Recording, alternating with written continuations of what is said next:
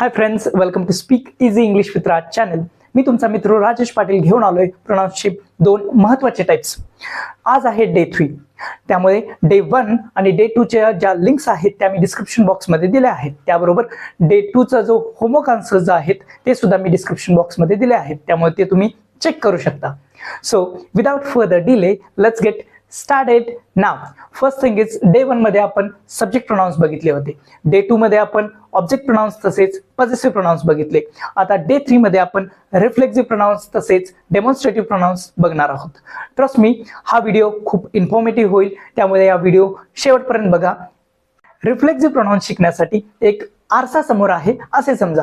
ज्याला मी आरशामध्ये बघतो त्यावेळेला माझं जे प्रतिबिंब आहे त्या आरशामध्ये दिसतं. त्याप्रमाणेच हे जे रिफ्लेक्सिव्ह प्रोनाउन्स असतात ते सब्जेक्ट म्हणजे कर्ता यापासून रिफ्लेक्ट होत असतात. फॉर एक्झाम्पल इथं बघा, I repaired the laptop myself, म्हणजे लॅपटॉप जो आहे तो मी स्वतः दुरुस्त केला आहे. इथे आय हा जो सब्जेक्ट आहे त्यापासून मायसेल्फ हा रिफ्लेक्सिव्ह प्रोनाउन आहे तो रिफ्लेक्ट झाला आहे. म्हणजे जिथं मी स्वतः किंवा त्या व्यक्तीने स्वतः असं बोलायचं असेल तर हे जे रिफ्लेक्सिव्ह प्रोनाउन्स आहेत ते आपण वापरतो. इथे एक प्रकारे त्या व्यक्तीने हे काम केलं असं जोर देण्यासाठी आपण हे रिफ्लेक्सिव्ह प्रोनाउन्स वापरतो. तर आपण एक आता चार्ट बघूया, त्यावरून तुम्हाला एक क्लॅरिटी येईल. तर फर्स्ट पर्सन सिंग्युलर चा जो रिफ्लेक्सिव्ह प्रोनाउन आहे तो म्हणजे मायसेल्फ, म्हणजे मी स्वतः असं बोलण्यासाठी हा वापरतो. For example, I clean the house myself, म्हणजे हे जे घर आहे ते मी स्वतः क्लीन केलं. इथं बघत असाल की आय या सब्जेक्ट पासून मायसेल्फ हा रिफ्लेक्ट होत आहे. म्हणून इथं मी स्वतः जिथे जिथे बोलत असाल तिथं तुम्ही हे मायसेल्फ वापरू शकता. जसं I cook the dinner myself, हे जे जेवण होतं ते मी स्वतः बनवलेलं आहे. करेक्ट? किंवा आत्ताच बघितलं की I repaired the laptop myself, असे एक्झाम्पल्स. त्यानंतर नेक्स्ट बघूया तो म्हणजे आवरसेल्व्स. फर्स्ट पर्सन प्लुरल, म्हणजे जिथं तुम्हाला बोलायचं असेल आम्ही स्वतः, तिथं आपण आवरसेल्व्स वापरू शकतो. For example, we completed the project ourselves, म्हणजे हा जो प्रोजेक्ट आहे तो आम्ही स्वतः पूर्ण केला आहे. किंवा अजून वेगवेगळे एक्झाम्पल्स तुम्ही याच्यामध्ये बनवू शकता. जसे we cook the dinner ourselves, म्हणजे हे जेवण आम्ही स्वतः बनवलेलं आहे. असे एक्झाम्पल्स. त्यानंतर पुढे बघूया युअरसेल्फ. जिथं ऐकणारी एक व्यक्ती असेल त्याला काहीतरी आपण तू स्वतः केलं पाहिजेस असं सांगायचं असेल तर आपण काय करू शकतो, युअरसेल्फ वापरू शकतो. आणि मोठ्यांसाठी तुम्ही स्वतः. करेक्ट? तर इथं एक्झाम्पल बघूया, you complete the homework yourself, म्हणजे हा जो होमवर्क आहे तो तू स्वतः कर असं सांगण्यासाठी. किंवा अजून एक्झाम्पल्स तुम्हाला द्यायचे असतील तर you clean this bike yourself, म्हणजे ही जी बाईक क्लिनिंग असेल, वॉशिंग असेल ते तू स्वतः कर असं बोलण्यासाठी मी युअरसेल्फ वापरेन. त्यानंतर नेक्स्ट आहे तो म्हणजे युअरसेल्व्स. जिथं तुम्ही लोक स्वतः, म्हणजे जे ऐकणारे आहेत ते एकापेक्षा जास्त असतील, त्यांना जर आपण सांगायचं असेल की तुम्ही स्वतः हे करा, त्यासाठी मी काय वापरेन, युअरसेल्व्स वापरेन. तर इथे एक्झाम्पल बघा याच. ओके, जर लहान म्हणजे स्टुडंट आहेत त्यांच्यासाठी मी बोलत असेल तर मी कसं वापरेन, यू कम्प्लीट द होमवर्क युअरसेल्व्स, म्हणजे हा जो होमवर्क आहे तुम्ही लोकांनी, म्हणजे जे स्टुडंट आहेत त्यांनी तुम्ही स्वतः हा होमवर्क जो आहे तो कम्प्लीट करा असं बोलण्यासाठी मी काय त्यांना सांगेन. करेक्ट? तर हे झालं युअरसेल्व्स. नेक्स्ट आता बघूया थर्ड पर्सन सिंग्युलर मधला पहिला जो आहे तो म्हणजे हिमसेल्फ, म्हणजे तो स्वतः. जिथं एखादा पुरुष स्वतः, म्हणजे त्यानं स्वतः केलेलं आहे किंवा त्यानं स्वतः केलं पाहिजे असं जिथं सांगायचं असेल तिथं मी काय वापरेन, हिमसेल्फ वापरेन. आपण एक्झाम्पल बघूया.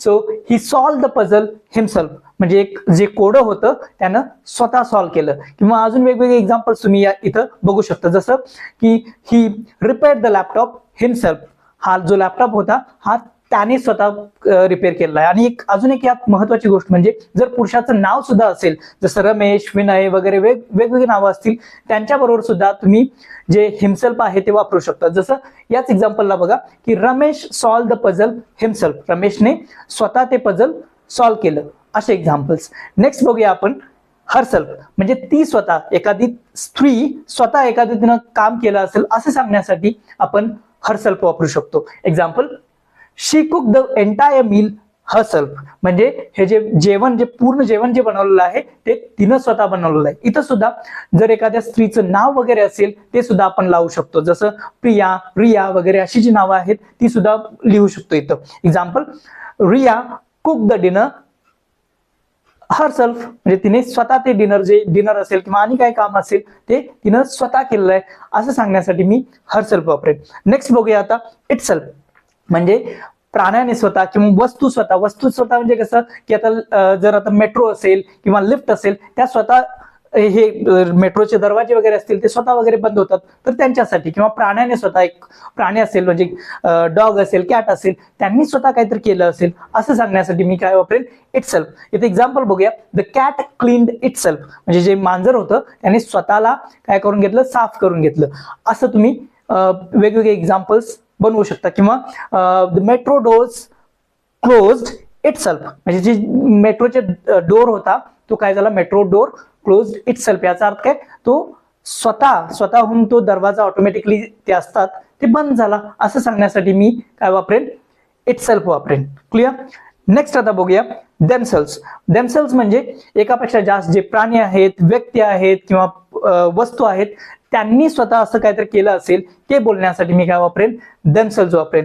जसं इथे एक्झाम्पल बघा, they build the house themselves म्हणजे ती लोक आहेत, एक फॅमिली आहे, त्यांनी ते घर जे होतं त्यांनी स्वतः बनवलेलं आहे असं बोलण्यासाठी मी काय म्हणेन, देमसेल्स वापरेन. किंवा लहान मुलं आहेत ती खेळत आहेत त्यांच्यासाठी काय तर त्यांनी स्वतः खेळत आहेत वगैरे हे सांगण्यासाठी सुद्धा वापरू शकतो की चिल्ड्रन आर प्लेइंग देमसेल्स म्हणजे ते स्वतः खेळत आहेत तिथं. ओके, म्हणजे कोणाची मदत न घेता किंवा काहीतरी काम करत आहेत किंवा स्टडी करत आहेत, एकापेक्षा जास्त असतील तर त्यावेळेला मी देमसेल्स असं वापरेन. इथपर्यंत व्हिडिओ आवडला असेल तर प्लीज व्हिडिओला लाईक करा आणि चॅनलला सबस्क्राईब करा. त्यानंतर महत्वाचा जो प्रोनाउन्सचा टाईप आहे तो म्हणजे डेमॉन्स्ट्रेटिव्ह प्रोनाउन्स. हे प्रोनाउन्स कधी वापरतो तर ज्या वेळेला एखादी वस्तू, व्यक्ती, प्राणी हे आपल्यापेक्षा जवळ आहेत किंवा दूर आहेत हे सांगायचं असेल, त्याबरोबर ते एक आहेत किंवा एकापेक्षा जास्त आहेत हे सांगायचं असेल तर त्यावेळेला आपण डेमॉन्स्ट्रेटिव्ह प्रोनाउन्स वापरतो. टोटल 4 डेमॉन्स्ट्रेटिव्ह प्रोनाउन्स आहेत, ते म्हणजे धिस, दॅट, दीज, दोज हे आहेत. तर आता एक एक करून आपण त्याचे एक्झाम्पल्स बघितल्यानंतर तुम्हाला आयडिया येईल. सगळ्यात पहिला म्हणजे धिस. हा डेमॉन्स्ट्रेटिव्ह प्रोनाउन आपण कधी वापरतो, ज्या वेळेला एखादी वस्तू, व्यक्ती, प्राणी हे आपल्या जवळ आहेत आणि ते एकच असतील तर त्यावेळेला आपण हे धिस हा डेमॉन्स्ट्रेटिव्ह प्रोनाउन वापरतो. आता एक्झाम्पल बघूया. आता इथं बघत असाल की हा माझ्याकडे एक मार्कर पेन आहे, त्यासाठी मी काय म्हणेन, this is a marker pen. बरोबर. त्यानंतर नेक्स्ट बघा, आता हा बोर्ड आहे आणि तो बोर्ड माझ्या जवळ आहे आणि तो एकच आहे, त्यावेळेला मी कसं म्हणेन, धिस इज अ बोर्ड. बरोबर. समजा आता माझ्याजवळ एक मित्र आहे, त्याचं नाव गणेश आहे आणि त्याचं मी इंट्रोडक्शन करून द्यायचं असेल तर त्यावेळेला मी कसं म्हणेन, this is a Ganesh, this is Ganesh म्हणजे हा गणेश आहे असं सांगायचं असेल. किंवा एक माझ्याजवळ एक मांजर आहे त्याचं ते सांगायचं असेल आणि ते एकच आहे, बरोबर, जवळ आहे आणि एकच आहे, त्याला मी म्हणेन this is a cat. Correct, म्हणजे हे मांजर आहे. अशा पद्धतीचे एक्झाम्पल्स आपण खूप सारे एक्झाम्पल्स बघू शकतो. तर नेक्स्ट आता डेमॉन्स्ट्रेटिव्ह प्रोनाउन आहे तो म्हणजे दॅट. हा डेमॉन्स्ट्रेटिव्ह प्रोनाउन आपण कधी वापरतो, ज्यावेळेला एखादी वस्तू, व्यक्ती, प्राणी आपल्यापेक्षा दूर असतील आणि ते एकच असतील त्यावेळेला आपण काय वापरतो, दॅट हा डेमॉन्स्ट्रेटिव्ह प्रोनाउन वापरतो. आता जे एक्झाम्पल्स आताच बघितले तेच बघूया. जसं हा जो मार्कर पेन आहे तो माझ्यापासून दूर जर कोणी ठेवला असेल तर त्यावेळेला मी कसं सांगेन की that is a marker pen. बरोबर. किंवा हा जो बोर्ड आहे तो माझ्यापेक्षा दूर असेल आणि तो एकच आहे, राईट, त्यावेळेला मी कसं म्हणेन, that is a board. Correct. तर असे एक्झाम्पल्स. किंवा जर आपण म्हटलं की कॅट जे आहे आता बघितलं ते आता माझ्यापासून दूर असेल आणि ते एकच आहे, त्यावेळेला सुद्धा मी कसं म्हणेन, दॅट इज अ कॅट किंवा दॅट इज गणेश. अशा पद्धतीचे एक्झाम्पल्स आपण काय करू शकतो, वापरू शकतो. आणि डे टू डे लाईफ मध्ये हे जे डेमॉन्स्ट्रेटिव्ह प्रोनाउन्स आहेत ते खूप आपण वापरतो, त्यामुळे याचा वापर करत चला. तर नेक्स्ट आता डेमॉन्स्ट्रेटिव्ह प्रोनाउन आहे तो म्हणजे दीज. दीज आपण कधी वापरतो, ज्या वेळेला एखादी वस्तू, व्यक्ती, प्राणी हे जे आहेत ते जवळ आहेत पण एकापेक्षा जास्त आहेत. समजा आता हा मी मार्कर पेनच सांगितला होता, तो जर एक नाही तर 2 किंवा 2पेक्षा जास्त 3, 4 वगैरे असतील ते मला जर सांगायचं असेल तर मी तिथं दीज वापरेन. कसं तर दीज आर मार्कर पेन्स. किंवा इथं 2-3 बोर्ड आहेत तर त्याला कसं म्हणेन, दीज आर बोर्ड्स. करेक्ट. किंवा माझे इथं मित्र आहेत, 4-5 मित्र आहेत, त्यांच्याबद्दल बोलायचं असेल, ते जवळ आहेत पण एकापेक्षा जास्त आहेत, त्याला मी कसं म्हणेन, दीज आर माय फ्रेंड्स. तर असे जे एक्झाम्पल्स आहेत. किंवा जर प्राणी सुद्धा जरा पकडा की कॅट्स आहेत ते एकापेक्षा जास्त आहेत, 3-4 कॅट्स आहेत, तर मी कसं म्हणेन, तर दीज आर कॅट्स. तर हे एक्झाम्पल्स आपण बघू शकतो.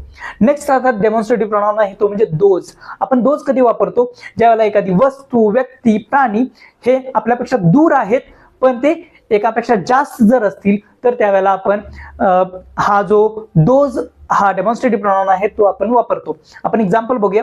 दोज आर बुक्स, म्हणजे हे बुक्स जे आहेत ते एकापेक्षा जास्त आहेत आणि माझ्यापेक्षा दूर आहेत, माझ्या जवळ नाहीत, दूर आहेत. त्यावेळेला मी काय म्हणेन? दोज आर बुक्स, ती पुस्तके आहेत.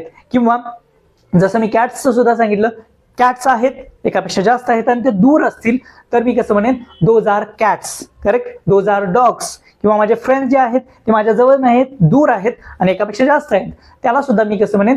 Those are my friends. Correct. तर असे जे एक्झाम्पल्स आहेत ते तुम्ही डे टू डे लाईफमध्ये ज्या वेळेला गोष्टी एक किंवा एकापेक्षा जास्त आहेत तसेच जवळ किंवा आपल्यापेक्षा दूर आहेत हे सांगायचं असेल, हे दर्शवायचं असेल, त्यावेळेला आपण हे डेमॉन्स्ट्रेटिव्ह प्रोनाउन्स वापरतो.